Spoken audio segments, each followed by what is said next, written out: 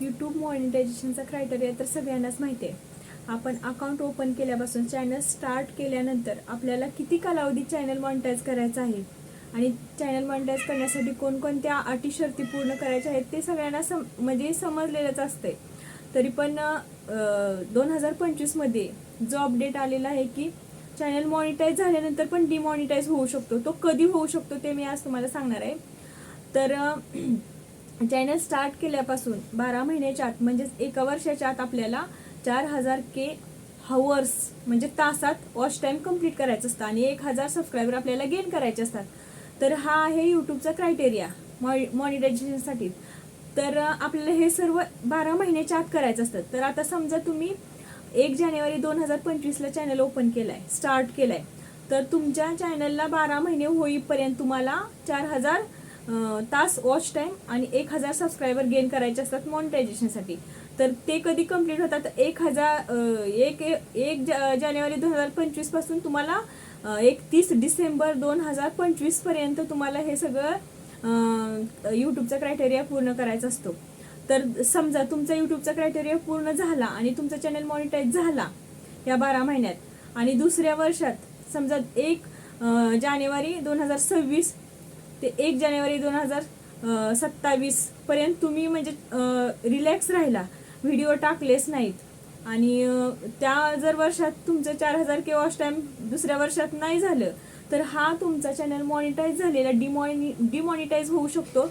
हे 2025 अपडेट आहे. बाकी सगळं सर्वांना माहिती आहे, पण हे नाही कोणाला माहिती की चॅनल मॉनिटाईज झालेला पण डिमॉनिटाईज कधी होऊ शकतो. कारण लोक रिलॅक्स राहतात. चॅनल मॉनिटाईज झालं की बाबा हा चॅनल मॉनिटाईज झालंय, व्हिडिओ टाक न टाक किंवा म्हणजे असं थोडंफार इकडे तिकडे चालत राहतं. तर कंटिन्यू काम केलं तरच तुमचा ऑलवेज चॅनल मॉनिटाईज राहू शकतो आणि तुम्हाला अर्निंग चांगल्या प्रकारे मिळू शकते. जर तुम्ही रिलॅक्स राहिला, हा चॅनल मॉनिटाईज झाला, आता काय तेव्हा क्रायटेरिया तर पूर्ण केलाय, मग आता काय व्हिडिओ टाकले किंवा न टाकले याच्याशी काही देणं घेणं नाही, किंवा 4 दिवस टाकले नाहीत, 1 आठवडा, 2 महिने, 3 महिन्याने असे व्हिडिओ टाकत राहिले तर तुमचा परत दुसऱ्या वर्षात 4000K वॉच अवर्स नाहीच पूर्ण होणार. त्यामुळे मग तुमचा चॅनल मॉनिटाईज झालेला परत डिमॉनिटाईज होऊ शकतो. आणि समजा तुमचं जर 12 महिन्यात पहिल्या समजा 1 जानेवारी 2025 ते 1 जानेवारी 2026 पर्यंत तुमचं वॉच टाइम नाही कम्प्लीट झालं तर तुम्हाला नंतर 1 जानेवारी 2026 पासून 1 जानेवारी 2027 पर्यंत जर तुमचं 4000K वॉच टाइम कम्प्लीट झालं तर तुम्हाला म्हणजे दुसऱ्या वर्षात तुमचा चॅनल मॉनिटाईज झाला तरी पण तुमचं म्हणजे अर्निंग सुरू होऊ शकतं. पण जर तुम्ही मॉनिटाईज झाल्यानंतर रिलॅक्स राहिला तर तुमचं अर्निंग डिमॉनिटाईज होऊन बंद होऊ शकतं. त्यामुळे कंटिन्यू काम जर यूट्यूबवर आलाच तर तुम्हाला कंटिन्यू काम करणं गरजेचंच आहे. की मॉनिटाईज झाल्यानंतर रिलॅक्स राहणं किंवा व्हिडिओ न बनवणं वगैरे अपलोड न करणं असं म्हणजे प्रत्येकाचंच होतं की बाबा आता झालंय चॅनल मॉनिटाईज, आता काय कंटिन्युटी ठेवायचे असं नाही. तर तुम्हाला रेग्युलर व्हिडिओ टाकावेच लागणार तरच तुमचं चॅनल ऑलवेज मॉनिटाईज राहील. नाहीतर मग हा क्रायटेरिया पूर्ण झालाय आणि आता रिलॅक्स राहून जाऊ दे वगैरे असं करत राहिलं तर मग तुमचा चॅनल डिमॉनिटाईज होण्याची जास्त शक्यता असणार आहे. म्हणून 2025 हे अपडेट आहे की तुम्हाला ऑलवेज कंटिन्यू ऍक्टिव्ह राहायला पाहिजे यूट्यूबवर. रिलॅक्स राहणं किंवा हे असं चालणार नाही. तर समजा कसं असतं, प्रत्येकाचाच व्हिडिओ व्हायरल होतो असे नाही. एखादा जरी व्हिडिओ टाकला आणि एखाद्याचा व्हायरल झाला तर मग त्याला त्या वर्षात 4000 वॉच टाइम मिळू शकतो आणि त्याचा चॅनल मॉनिटाईज राहू शकतो. पण जर चॅनल मॉनिटाईज राहण्यासाठी जर आपण बाकीची काळजी नाही घेतली, म्हणजे जर व्हिडिओ टाकत नाही राहिलो तर प्रत्येक व्हिडिओज व्हायरल होईल हे कशावरून. म्हणून कंटिन्युटी ठेवलीच पाहिजे, ऍक्टिव्ह राहिलंच पाहिजे यूट्यूबवर, तरच तुम्हाला अर्निंग नेहमी म्हणजे भेटत राहील. नाहीतर तुम्ही मॉनिटाईज झाल्यानंतर रिलॅक्स राहणार दुसऱ्या वर्षी तर तुमचा दुसऱ्या वर्षी चॅनल डिमॉनिटाईज होण्याची जास्त शक्यता असणार आहे. म्हणून तर तुमच्या कामात म्हणजे जे तुम्ही करता, व्हिडिओ बनवता, व्हिडिओ टाकता, तर त्याच्यात तुम्हाला नेहमी ऍक्टिव्ह राहिलं पाहिजे. किमान आठवड्यातनं 2-3 तर व्हिडिओ तुम्हाला अपलोड केलेच पाहिजेत. तर सगळ्यात महत्त्वाचं 2025 मध्ये हे अपडेट आहे की जरी चॅनल तुमचा मॉनिटाईज झाला आणि तुम्ही रिलॅक्स राहिला दुसऱ्या वर्षी, तर तुमचा चॅनल डिमॉनिटाईज होऊ शकतो. आणि तुम्हाला माहिती आहे का YT स्टुडिओमध्ये वॉच टाईम कसं कलेक्ट केलं जातं. आता समजा तुमचा चॅनल 1 जानेवारी 2025ला सुरू केला आहे आणि 1 जानेवारी 2026 पर्यंत तुमचं 4000K वॉच टाईम नाही कम्प्लीट झालं, तर जेव्हा तुमचं 1 जानेवारी 2026ला ते तुमचं 2025चं जे वॉच टाईम आहे ते तुमचं मायनस होणार.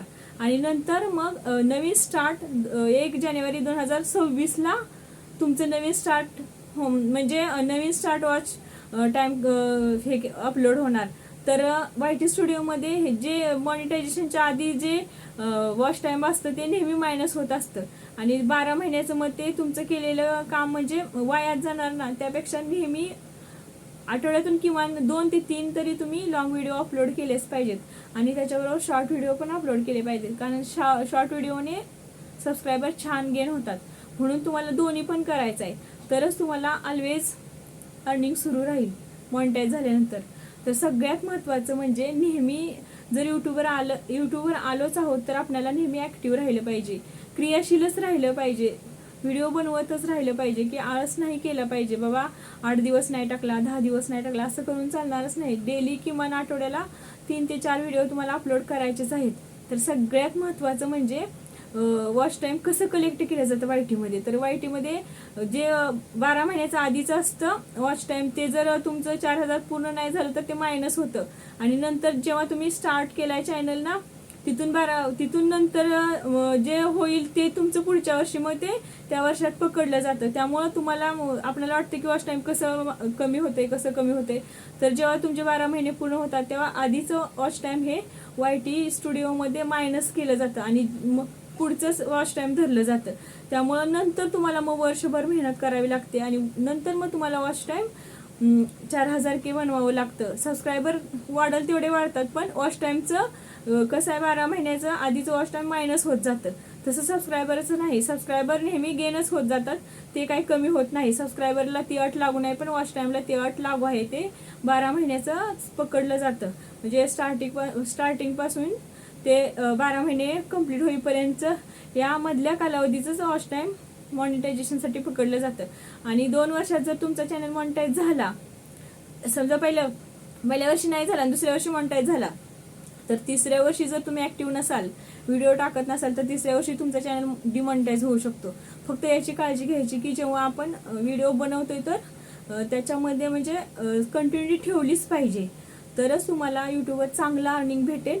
आणि तुम्ही जर ॲक्टिव्ह असाल नेहमी दररोज किमान दिवसातनं शॉर्ट व्हिडिओ एखादा 2 आणि 2 दिवसातून एखादा लॉंग व्हिडिओ जरी टाकत राहिला तरी तुमची कंटिन्युटी चालू राहील आणि त्यामुळं मग तुमचं जे रेग्युलर अर्निंग आहे ते असंच चालू राहील आणि चॅनल डिमॉनिटाईज होणार नाही. तर सर्वांनीच खरं ह्या 2025च्या अपडेटची माहिती करून घेणं गरजेचंच आहे, म्हणून मी हा व्हिडिओ बनवला.